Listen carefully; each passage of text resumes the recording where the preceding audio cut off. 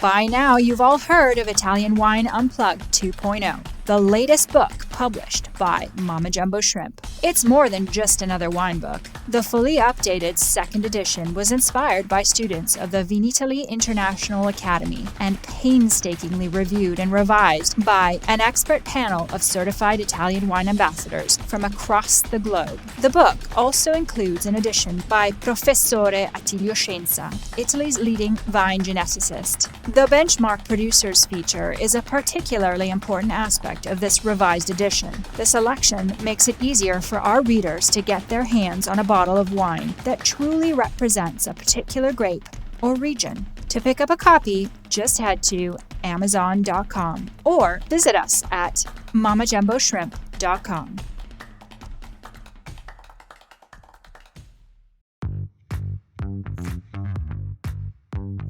Welcome to this special Italian wine podcast broadcast. This episode is a recording off Clubhouse, the popular drop-in audio chat. This Clubhouse session was taken from the Wine Business Club and Italian Wine Club.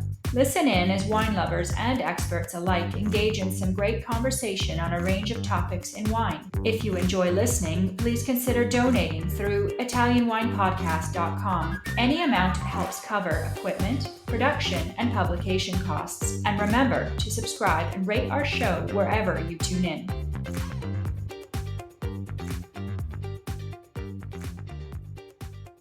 Okay, welcome everybody to Clubhouse Ambassador's Corner. My name is Joy Livingston and I am standing in for Stevie Kim. She is currently traveling in New York and we wish her all the best out there. This is a fantastic show we do every Thursday. Actually, some other days as well. I shouldn't say every Thursday, usually at around 6 p.m. And this is where our ambassadors from the Vinitaly International Academy, they can come on here and interview their favorite producers. And tonight we have Claudia Cigliuti, I hope I said that correctly, being interviewed by Barbara Fitzgerald. So this is our 86th Clubhouse, which is a lot of clubhouses. Later, and we'll have another next Thursday, so stick for the announcement at the end. I'll probably like it to do that for me at the end to tell us who else is coming on next. But for today, I'm going to introduce you, Barbara, just quickly. Barbara Fitzgerald, via IWA 2023 from Verona, in Verona rather, and Barbara is an Italian American whose family is among the California wine industry pioneers. Her great-grandfather, an immigrant from Tuscany, obtained the fourth wine grower's license in the state. So Italian wine and culture is a part of her DNA. Armed with passion and a lifetime of living in the industry, Barbara decided to build a career outside of her family's legacy. And over the past decade, she has been a powerhouse in direct-to-consumer marketing and strategy, helping wine brands find exponential increases in revenue, brand awareness, and customer base. She's also deeply committed to increasing sustainability in agriculture and equity, diversity, and inclusion through the industry. Barbara currently lives most of the time in Sonoma County, spending a few months of the year in Puglia. So, Barbara, that was, Yes. gosh. Okay, so you were in Verona this year, so you just got back. Yes. How's the trip back? Oh, it was so easy. It's always bittersweet. I love every moment that I get to be in Italy, and I'm always a little sad when we come back, but then I get here and I'm reminded Sonoma County is incredible. So, well, I guess before I let you go, I'm going to ask you a couple of geeky questions. yes. So, how did you discover the wines of Azienda Agricola Cigliuti? So I discovered Cigliuti 11 years ago. My husband and I were on our honeymoon in Italy, and we asked one of our my husband and I also make wine. And so we asked one of our reps if he could suggest the best wineries to go to. And so it happened that Claudia and I were on the same distributor's book with Indigenous, which doesn't even exist anymore. But he said Cigliuti and Claudia was the top of his list. So Awesome. And in terms of the audience, what do you want people to take away from the interview? What are the learning objectives that we should expect? I would love for people to really learn about the dedication it takes to farm grapes for quality and true expression of sight, what it means to run a multi-generational wine business, especially in an area as prestigious as Piemonte, and the challenges and maybe even triumphs of a female wine grower, winemaker, business owner. But overall, I think Claudia just has so much passion and gusto, and she's just a joy to listen to. So Okay, fantastic. Well, I guess without further ado, I should say before I hand over is that this will be replayed on the Italian Wine Podcast in the coming weeks. And yeah, at the end I'll come back if there are any questions. Usually there isn't. There are sometimes, but people are shy. That's fine. But I'll talk to you guys in the end. Go ahead, take it away. wonderful. Well, I'll just tell you very briefly why I picked Claudia as my favorite producer. It's pretty difficult to wrap into a compact package because there are so many reasons. But like I said, I met her 11 years ago when I visited her winery, and she was a little late for our tasting because she was doing some green harvest in the vineyard and lost track of time. So she came running into the driveway, so apologetic, of course, but the vineyard couldn't wait. And I completely understood that, having a family in wine growing as well. But I was just taken with her in an instant. Some things that I have always remembered about her was as she took us around her very historic vineyards, she continued to green harvest as she was explaining everything to us. Anything that didn't look exactly right on the vine, she fixed it there in that moment. She wore a little fanny pack that had kind of vine clippers in it so that she could tend to these things in any given moment. And she, even when she took us into her winery to taste the wine, removed her shoes before entering because her shoes had been too dirty from working in the vineyard all morning. And that level of respect for this place and this craft was really moving. So her wines can be difficult to find in California, but I never read a wine list or visit a wine shop without looking for it. So anyway, without further ado, I'd love to introduce you to Claudia. Hi, Claudia. Are you there?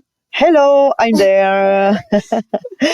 Good. First of all, I apologize for my last name, which is so complicated to pronounce. It's Cigliuti. So I apologize about that. No apologies. I'll just give a brief bio about Claudia, and then I'll ask you some questions. So Claudia is born in 1974. She studied actually tourism at a school in Alba. And growing up, she helped her parents a lot in the vineyard, but in that period, she didn't really dream of pursuing a career in the wine industry. But when she was about 20 years old, she started working full time for her family, Azienda Agricola F.lli CIGLIUTI.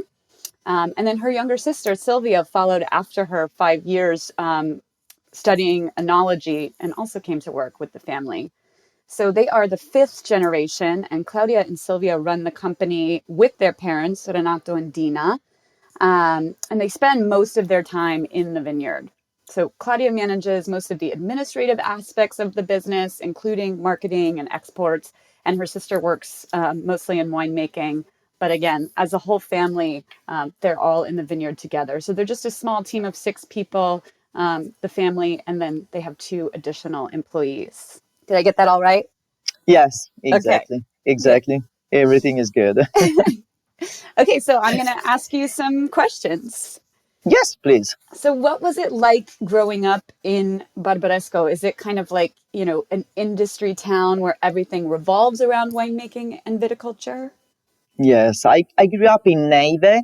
Neve is one of the three villages where Barbaresco is produced. And when I was a child, my family was poor. So the countryside, when I was born, was still a kind of a poor area. And I remember that for example, my cousins as my uncle made a different job, were much luckier than me.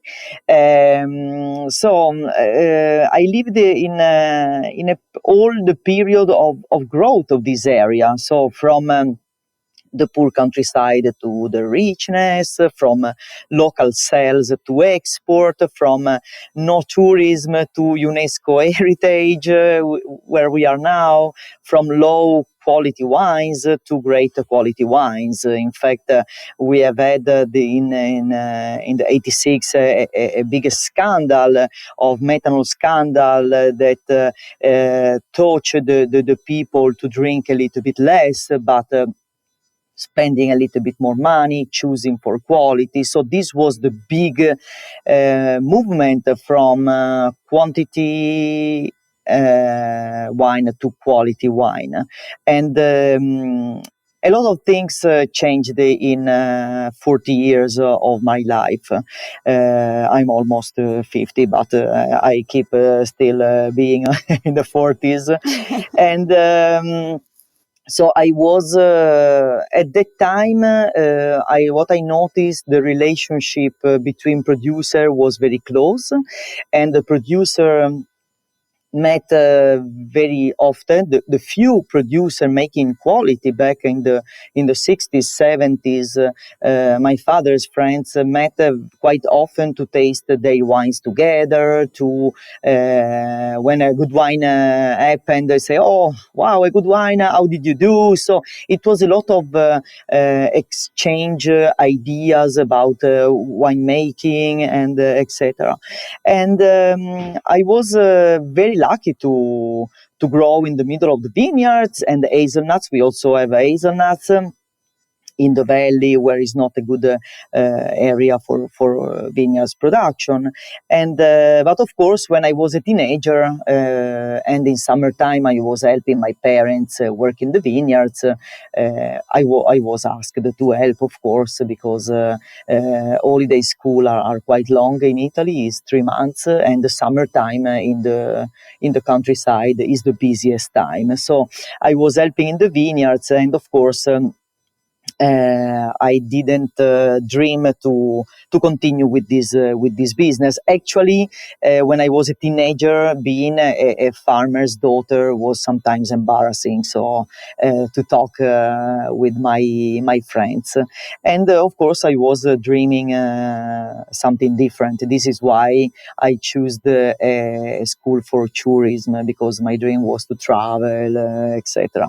But when I was 20 years old, I totally understood that my future couldn't be in a different place than this yard. So I'm still living in the same yard where I grew up, where my father, my grandfather were born, and I feel very lucky for that. Yeah, what an incredible yard that is. Not many of us have UNESCO World Heritage yards. Yeah, very busy. Yeah, sometimes winter time is a little bit quieter, but summertime become a little bit busy and noisy, we can say. And where the vines that are on your vineyard now, when were those planted, and who were they planted by? Yeah, so we have vineyards. They are implanted back from my grandfather. Of course, my father was born just before the Second World War. So my father was born in 1938. And when he was born, was young and was helping his father and his uncle. My father just attended the primary school, so it was a period after the Second World War when the young guy left the poor countryside to go finding a better fortune in the cities. And at the time, the agriculture was a mixed agriculture, so they used to have some vineyards, some hazelnuts, some corn, some wheat, 2 animals in the stable. But when my father took the reins of the winery in the 60s, he actually focused more in the vineyards, so implanted more vineyards, and of course in the quality. So they go back to the 60s. Some of my father's oldest vineyards. Wonderful.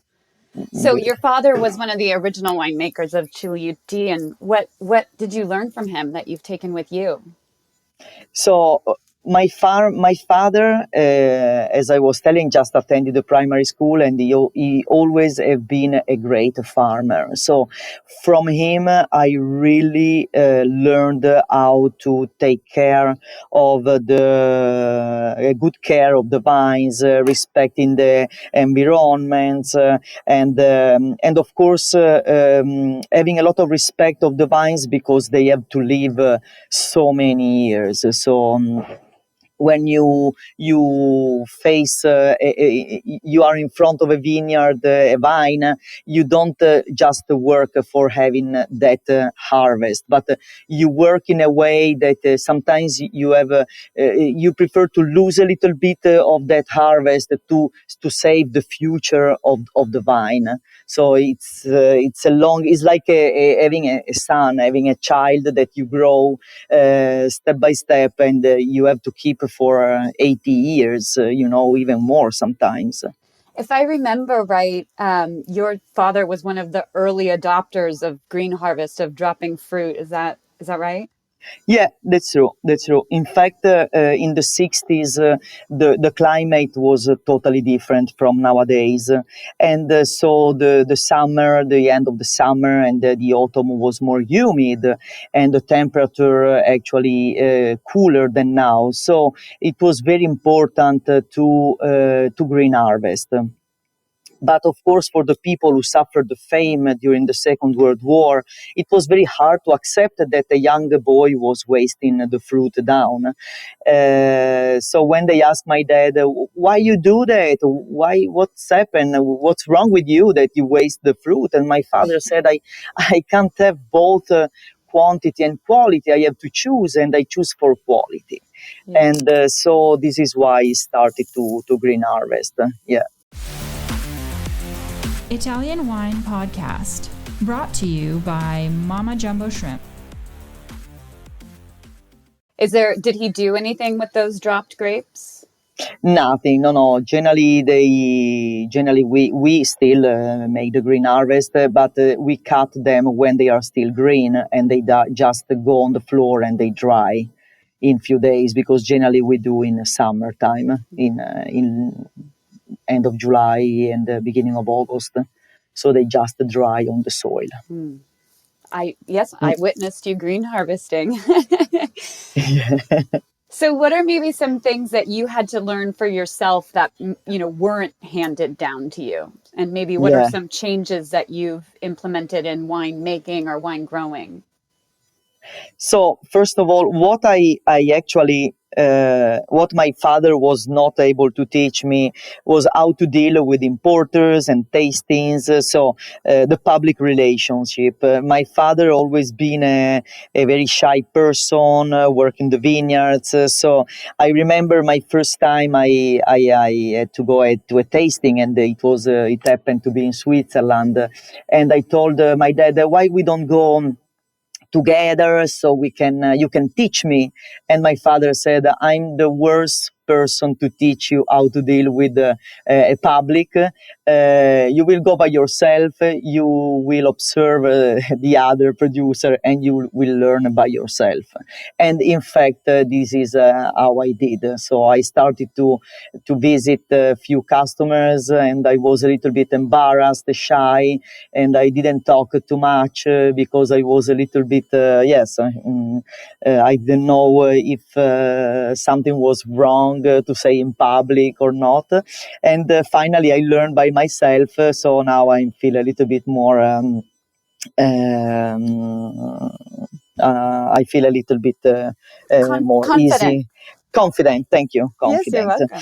Yes, and in the wine growing and the wine making, we didn't have to change a lot from my dad, because in the vineyards he already touch what we are doing now. So I have some friends my age, they had to fight with the parents because the parents were making quantity, they wanted to make quality, because in the 90s the market was asking for quality wines. I didn't have to face with this problem, because already my dad was open-minded in the 60s and started to green harvest. And in the winemaking, my father always been a traditional style winemaker by using the Slavonian oak cask. So also in the cellar, we didn't have to change a lot, because my father always believed that the Nebbiolo is a variety that doesn't need too much new oak, because it's very pure. So it needs to just reflect the characteristic of the terroir where it's from. So not too many changement, we can That's say. great. And I can vow that your wines 100% exhibit that. So, so you guys grow Nebbiolo and Barbera. Can you speak to the differences between farming the two and the differences in production methods? Yes, Barbera is a very adaptable variety.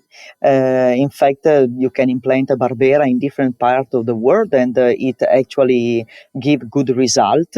While Nebbiolo is a variety that need special soil, special exposure, special climates.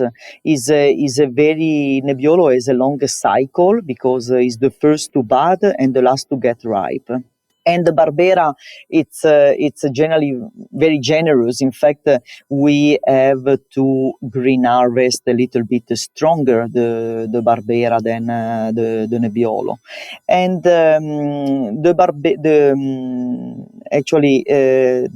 the Nebbiolo, the problem of Nebbiolo is that he only produce on the first bud. So this is why in this period, we just finished a few days ago, but in spring, when they start to bud, there is unfortunately a caterpillar that come out only during the night, and we have to go out in the vineyards to collect this caterpillar, because they eat the bud when it is very tender, when it is very small, and so before it start to break and the leaves come out. So now we just have the leaves out, and they don't eat anymore. It can give another bud, because it's early, so another bud can give another stem. But the problem is that Nebbiolo only produce on the first stem and not on the second. And while Barbera is generous and can only also produce on the second bud. In fact, in 2017, we have had a very bad hailstorm in April, and we had to prune all the vines.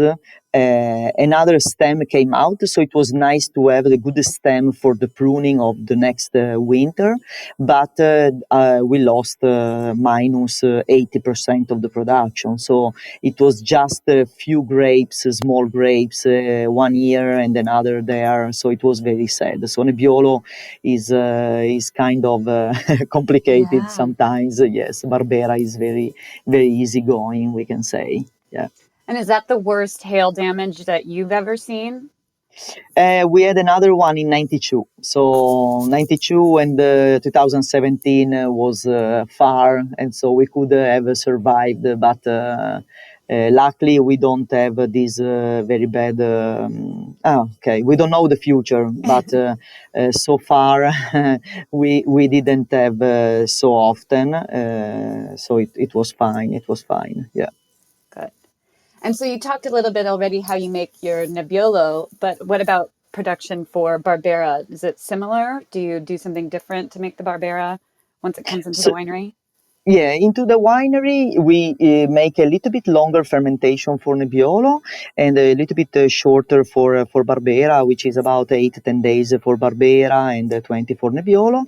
And then Barbera is a wine with, of course, a good concentration of the fruit, but a quite high acidity and doesn't have tannins. So we noticed that aging Barbera in oak, for example, also using French oak, is good because make this acidity a little bit rounder, which is good. While for Nebbiolo, we mostly use the biggest Slavonian oak cask because we want is a more elegant variety and very terrain character. So we prefer to use the Slavonian oak cask with the aging to just leave the characteristic of the wine experience at its best. So transfer the characteristic of the vineyards from the vineyards to the bottle without oak influence. And on your vineyards, you have Nebbiolo planted at the peaks of the vineyards, and is the Barbera then planted in the mid slopes? We can say that we mostly have the Nebbiolo implanted in the southwest exposure, where the soil is chalky, while we have mostly our Barbera in the southeast exposure, where the soil is clay. So we are located on the Serra Boella Cru, and we are on the top of the hill, and we have two different exposure. So we mostly have the Nebbiolo in one side and the Barbera to the other side. Mostly, we can say. So then they're both kind of on hillsides, top to bottom. Exactly. But the bottom of the southwest exposure, actually, we have also Barbera. So we have the Nebbiolo on the top part of the southwest and the Barbera at the bottom, and then mostly Barbera on the southeast exposure where the soil is clay. And we have a few small vineyard of Nebbiolo also in the southeast facing, which is now very good because as the climate changed a lot, we have a little bit more freshness from those vineyards. So. And do you notice big differences since you're growing some of them in different soils? Do you notice big differences between the grapes grown in the different soils? Not so much from the soil, but mostly from the freshness, from the shadow that you get in a warmer summer. So our Barbarescos generally in the weak vintages always gave his best because our exposure in Serra Boella is very good, and Serra Boella is a very good exposure also because the valley is quite wide, so we don't have other hills that make a shadow on it. But of course, now with this climate changing, we sometimes have warmer vintages, so it's good to have these two parcels in the southeast facing that give a little bit more cooler climate to the warm exposure. So it's fine. It's good to have them to blend together. Yes, absolutely. Yes.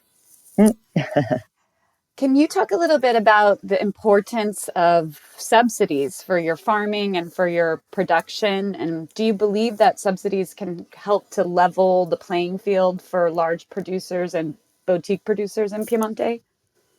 So unfortunately, in Italy, there is no distinction between a small producer who make, for example, 30,000 bottles and a big producer who make 1 million bottles. So we have the same treatment from the government, which is not actually our best wish, because for small wineries like us, everybody do everything. We are very busy working the vineyards, so we don't have enough resource to have a secretary, to have somebody involved in and the bureaucracy nowadays is becoming really crazy.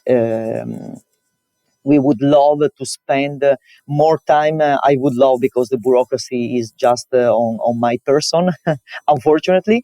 But I would love to be able to spend more time in the vineyards, because our job is not to be an accountable, but to be a farmer. So unfortunately, the Italian government doesn't understand this.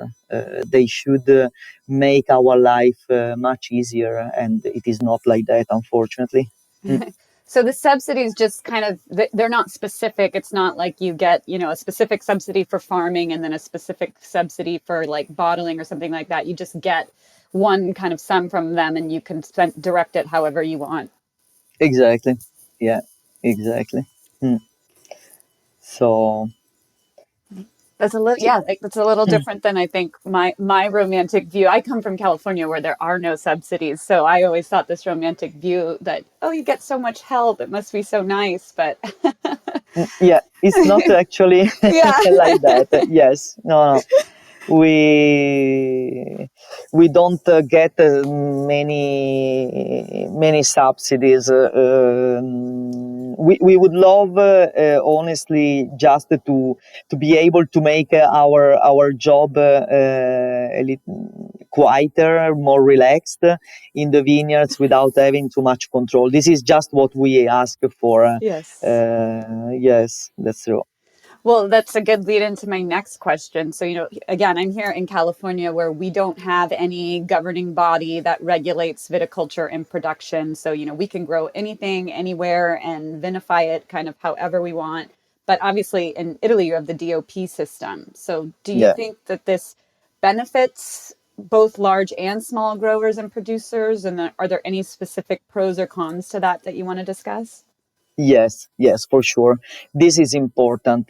It's very important to have, we have the DOC, DOCG, and we have a limited area for Barbaresco. Barbaresco is produced only in 3 villages, Barolo only in 11 villages. So they are very strict in growing, in planting more vineyards. And this is good. This is good because if we listen to some big producer, we would just open the borders and implant Barbaresco everywhere, allow to make Barbaresco everywhere, and this is not correct. So I think the law we have about Barolo and Barbaresco are very important, and it's good that the consortium sometimes, of course, look on the how the market for those wines go. So if there is a lot of demand and a small quantity available, it can increase about 6 hectares a year. So every producer can apply to have a little bit more piece of Barbaresco or Barolo, with some limits, with of course also the limit of the exposure, etc. So it's nice that we are controlled and we have a system that is working. Yeah. And then there is the Lange denomination where you can experiment. So if somebody want to implant different varieties, want to implant outside the area. So we also have the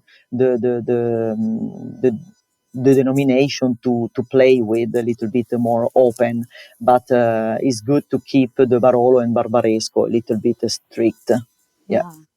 What are some of the more interesting varieties outside of, the others from the Lange denomination that you've seen planted, or the wines that you've tried? In our area? Yeah. Yes. Well, we actually, Barbera and Nebbiolo, so Barolo, Barbaresco is fine. I think that in this area, most of the producers are staying on the local varieties, indigenous varieties, which is good. I think in the past they were experimenting a little bit more, but now they mostly stay on these indigenous varieties. Probably they are experimenting a little bit more on the whites in Alta Langa, which is of course higher elevation, and in the bubbles. So we have an Alta Langa movement which is growing a lot, but is a little bit higher elevation. It's not far from where we are, but higher elevation where you have, of course, a little bit cooler climates. Yeah. Yeah, that's great. Well, I always appreciate Italian bubbles, so I'm happy Yeah. about that. Are there any specific challenges you're facing in regards to climate change? And if so, how have you altered your farming to address these? Yeah. This is a question that is this year is terrifying us because we have a lot of drought. We really need rain. We were expecting some rain for today, but not arrived yet. Thankfully, we have had a cold winter. So last year was a kind of dry summer, and then it turned to be kind of good harvest, so the reserve were still enough. We had a little bit of snow this winter. We had very little rain showers, but we really need more rains to be able to to harvest this 2023. Generally, with the climate change, which means just a little bit warmer summertime, because the winter is still cold, which is good for the vegetation, for the vineyards. And we generally leave a little bit more vegetation that make a shadow in the best exposure. So the best exposure, we don't remove all the suckers, but we keep some in the late June, like that, so they make a little bit of shadow.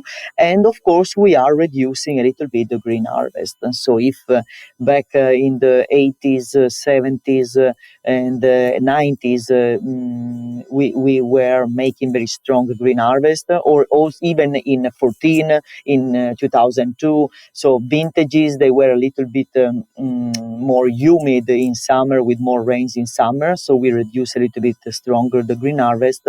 When it is warm, we reduce a little bit the green harvest. So I guess everyone is dealing with similar things. Same in California. We didn't have rain for basically 5 years. So yeah, and then you had a lot of snow, and yes, now this year has been very different. So maybe you're following maybe, behind us. Maybe next year yeah, will be your year. yeah, exactly. Hopefully, Are there any specific challenges that you faced or are facing as a female in winemaking and wine growing, and has this changed over time? yes. So in the past, when I was younger, when of course was a little bit more difficult because the people in the wine industry didn't care a lot about what a lady was telling, describing about the wine, the farming and the winemaking, because they believed the lady were just staying in the office and taking care of the paperworks. But now it's totally different because there are more ladies working in the wineries. So it's totally changed. And of course, being a lady sometimes in the vineyards can be a little bit hard work, because there are still some works that require man muscles, but for most of the works, ladies, I would say that working in the vineyards are even better than male, because they have more attention, more careful, and mostly the summertime works are made better by ladies, I would say. What it just because it's more work that requires more attention to detail, or Exactly, yeah. exactly. For details, patience, having more be more patient. Yes, this is something for ladies. Yeah. Because when, for example, we green harvest, the green harvest is so when we green harvest, the grapes are very delicate. When the grapes are green, are very delicate. So you have to okay, the grapes you cut down, you decide to cut on the floor, you can treat how you want. It's not something that you have to be careful, but you need to be careful not touch the grapes you want to leave on the plant, on the vine. And generally, ladies are more delicate in this part of job, so they don't touch all the grapes, but they just touch the ones they want to cut. So this, I think, is something that is much better for ladies. Yeah, And maybe they have kind of smaller hands too, so it's easier for exactly, them. exactly. This is also helpful. Yeah. Uh, who are some of the other Italian female wine growers or winemakers that inspire you? When I started in the 90s, helping my father, actually, I have been one of the, yes, first daughters they decided to continue with this business. Actually, Chiara Boschis from Barolo was started already in the 80s, but at that time I didn't know her. Now I know her very well, and we are very good friends. And nowadays there is Scavino sisters, Silvia Altare, Maria Teresa Mascarello, the Rocca sisters, Marta and Carlotta Rinaldi. So there are many ladies in the wine business and in the wine production. And I remember for my dad was being a farmer without a son was something very unlucky, was very a big unluck to have to be a farmer without a son. But luckily, also some other farmers in the area in Piedmont didn't have boys, just daughters, and they are all working with them in the winery. So I'm very happy that we are a little bit stronger, stronger women in this job, in this business. Yeah. Yes, a female revolution. Yeah, the female revolution in Piedmont. Yeah, that's true. That's fantastic. So we'll shift a little bit now to more of the sales piece, but what are your top 3 export markets at the moment? And are they different than they were 5 years ago? Oh, USA is always been our first market because, of course, is a big country. And my father started to export in 1974, so it's very long time ago. Second market is Sweden, I would say, and the third is Switzerland. Also, Switzerland was one of the first market my father opened in the end of the 70s. And we actually still have the same importer there. So I think that in the last 5 years, these are the 3 markets that are always the biggest. In the 90s, I remember that one of the biggest market was Germany, and now, honestly, Germany is our smallest market. So it's strange, but this is how it works. And then we also export a little bit in Canada, a little bit in Australia, a little bit in Japan, a little bit in Singapore, a little bit in Hong Kong, in Belgium, Holland, the rest of the Scandinavia. So a little bit everywhere, we can say. That's wonderful. I'm just working on getting more of it to California. I think it stops, I think it stops in Colorado in the United States. And it's hard to find here. So I will work on that soon, thank I you. guess. Thank you. So how much, if at all, do you rely on tourism to your winery or to the area? And would you like to see an increase in direct-to-consumer business? We have a lot of tourism right now, so we are very happy. And sometimes I apologize, but I can't receive all the require that I have. The problem is that if I just receive visitors, I have no time to work in my vineyards. So mostly in May, June, and also during the harvest. So there are some period during the year that I would love to receive everybody that write me, but I apologize if sometimes I answer that I can't receive them, because there are some periods you really need to be in the vineyards. It's very important to be in the vineyards. So I think we already have enough tourism, and the quality of the tourism in our area is also very, very good. So we are very lucky, very lucky. That's wonderful.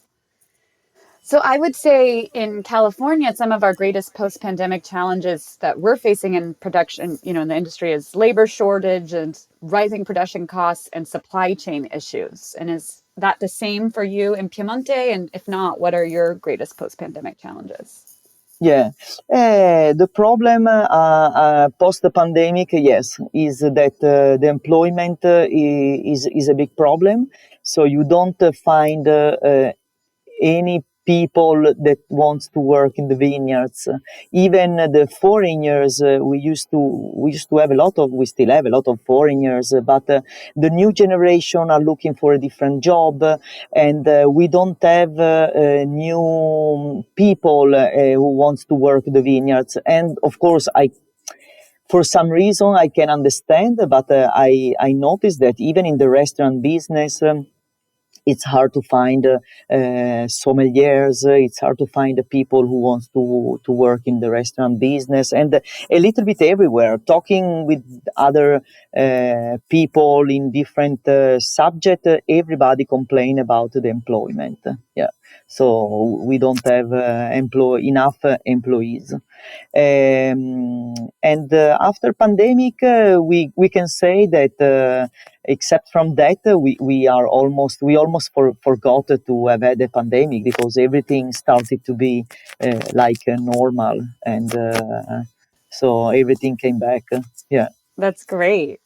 that's great. Yes, Mamma Mia, what a period of Yeah. it looks something really unreal to live. Yeah, Yeah. How but did it affect, I know Italy's lockdown was pretty strict, and how did that affect, um, your vintage in 2020, especially? yeah. So living in the countryside for us was a big luck, because we were allowed to go out to work in our vineyards. The nature don't never stop, so you can close everybody at home and stop everything, but the nature keep going on, and so we always kept working our vineyards, and we. Okay, if we didn't have a TV, if we didn't watch the news on TV, honestly, we even didn't notice, because we kept working the vineyards and going out in our vineyards, and this kept us very well being in certain situation. Nothing special for us actually, but of course, and we also have a lot of luck to have our kids in the countryside, playing in the yard. That it seems like a stupid things, but at the time it was really a lot, really a lot. Absolutely. I feel the same living here in the country of Sonoma County, and I My God. had such empathy for people in really urban areas, how difficult that must have been. Oh yeah, that's true. Living in an apartment in the city was very Yeah. hard. So we were very lucky. I always tell that. I always tell. Yeah. Yeah. So what are would you say are the three greatest vintages that you've been a part of? Ok. Allora, I love the 99. Maybe the 99 was one of my favorite in the past. Then I would say 01 And I would say the third, the 19. I love the 19, which is just released last year, but 19. So I generally prefer the cooler vintages, which are not the easiest to understand when we release, of course, because they are shy. They don't want to show it the best when we release. Classic style, freshness, but of course these vintages are the one that you can appreciate by keeping them in the cellar for few years or many years actually. So I would say that 99, 01 and 19 are my favorite. Good. I wrote that down because that's what I'm going to go look for now. So you mentioned you have kids. So is there a next generation for Cigliuti? Yes, so now we are two sisters and we have three boys coming, but they are still too young. So we still have to work many years, me and my sister, before they will be introduced 100% in the winery. I hope. Now, of course, when you are a kid, you want to help, you want to harvest, you want to bottle, you want to package, you want to be everywhere. And I hope they will keep be interested in this business. What I can tell is that my parents never forced me and my sister to continue with this business. And I'm very thankful for that, because maybe if they were forcing us, we turn to choose other business. They left us very, very, very free to decide, and we are both working together. So I learned from them that I have to repeat the same thing. I would never force them to continue with this business. I will let them very free. Yeah. Well, it's great because then you develop your own passion for it. And Exactly. yeah. Exactly. I totally agree. And how do you and your sister, I mean, so you do most of you mentioned marketing, export, your sister does a lot of the winemaking. Are there any other responsibilities that you have to divide, or do you have any suggestions that you can offer people to work well with your family? Yes, it's mostly this. We share these, yes, these things between us.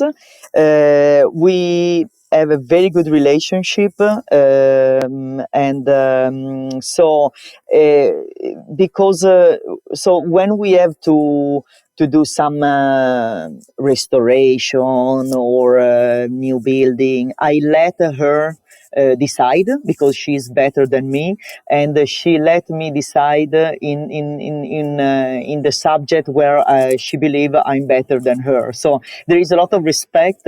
We know where we are better, and so we leave us decide where we in the. Sorry, I maybe I'm not explaining well, but. No, I completely understand what you're saying. Okay, so in this way, and then we both work in the vineyards. So most of our time is spent in the vineyards, because all the works are made by hand. We live in hills, on the hills, and so we can't use the machine to do the works in the rows. And we really spend a lot of time, mostly starting from end of April, when we start with the green pruning, until the end of the harvest. We will spend most of our time in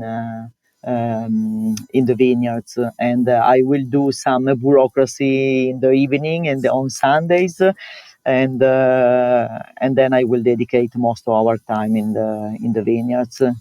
And there is the place where we relax, both of us. Yeah. We relax from our kids and our. It's a great escape. Yeah, it's a great escape. Yeah. Okay, I can't let you go because I'm also Italian. Life is all about food too, so I can't let you go without talking a little bit about food. So, what are your favorite regional dishes to pair with Nebbiolo and Barbera? Okay, so I would say that I would combine the Barbera with some rich food, so some salami. Our area is also famous for making salami, and I would say that Barbera with the high acidity is great with the salami, but also with a good risotto. I would say a ragu risotto. So ragu, we can say bolognese risotto, and I will combine a barbaresco or Barolo with of course with the red meat if you have game or also lamb and a piece of aged cheese is great. Of course, if you have a truffle, even better. For example, in November, October, November, I would prefer to combine with the truffle.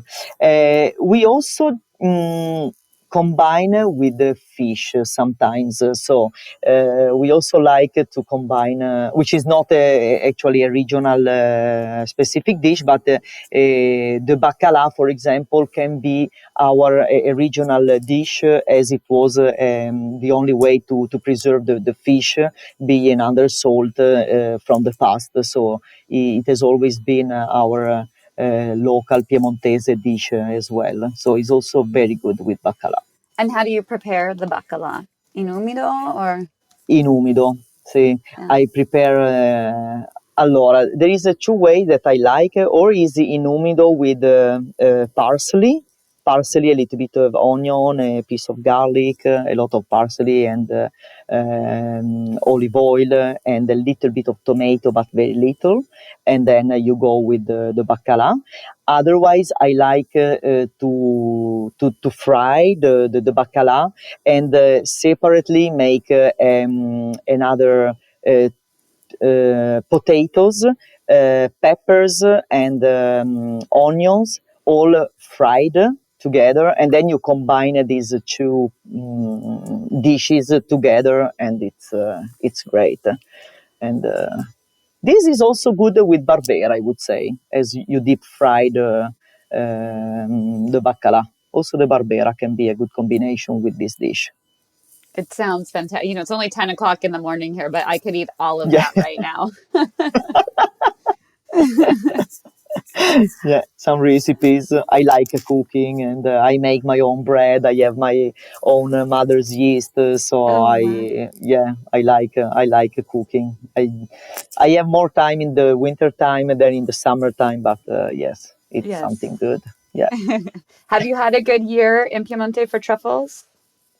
Unfortunately, not. No, Oh, it was very dry last summer, so we didn't have a good year. In fact, I almost even didn't taste last year the truffles. So hopefully we will have a wet summer this year, so we can have some truffles for next autumn. yes. Because the many tourists are coming for the truffle, and it's a pity when you can't make them happy. Yeah. Yeah, Well, you've got some other delicious food too to offer them. So, yeah. No, that's true. That's true. That's true. well, is there anything else that you want to talk about that you feel you didn't get to?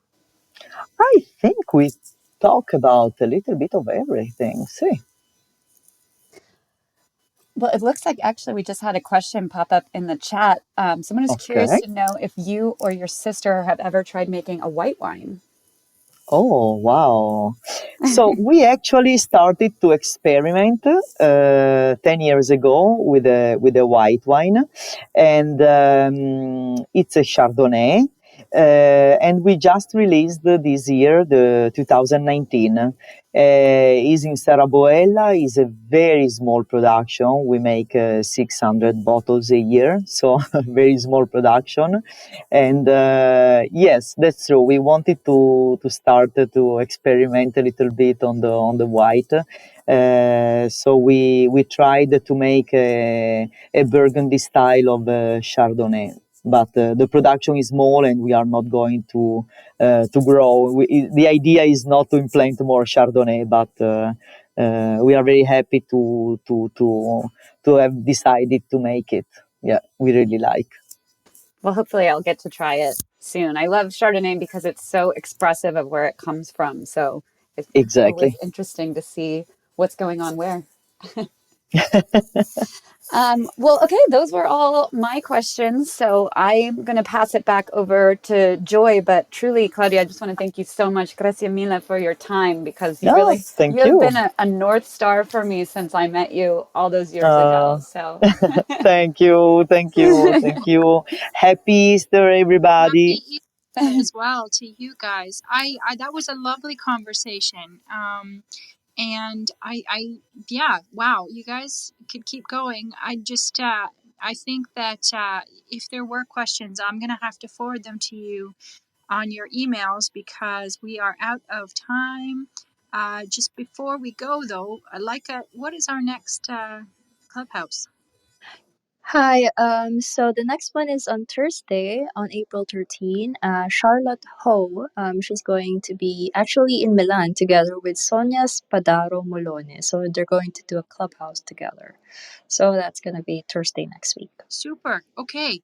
Well, Barbara, Claudia, thank you so very, very, very much for taking the time to be on this show. And again, it'll be on the Italian Wine Podcast. I'll let you guys know when it comes out and send you a link. And I wish everybody a fantastic Easter weekend. And yeah, that's it. You guys have a great night. thank you. You too.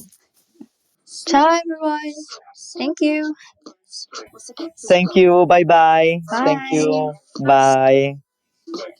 While you sing, don't forget these tasting tips. Listen to the Italian Wine Podcast wherever you get your podcasts. We're on SoundCloud, Apple Podcasts, Spotify, Himalaya FM, and more. Don't forget to subscribe and rate the show. If you enjoy listening, please consider donating through ItalianWinePodcast.com. Any amount helps cover equipment, production, and publication costs. Until next time, cin cin.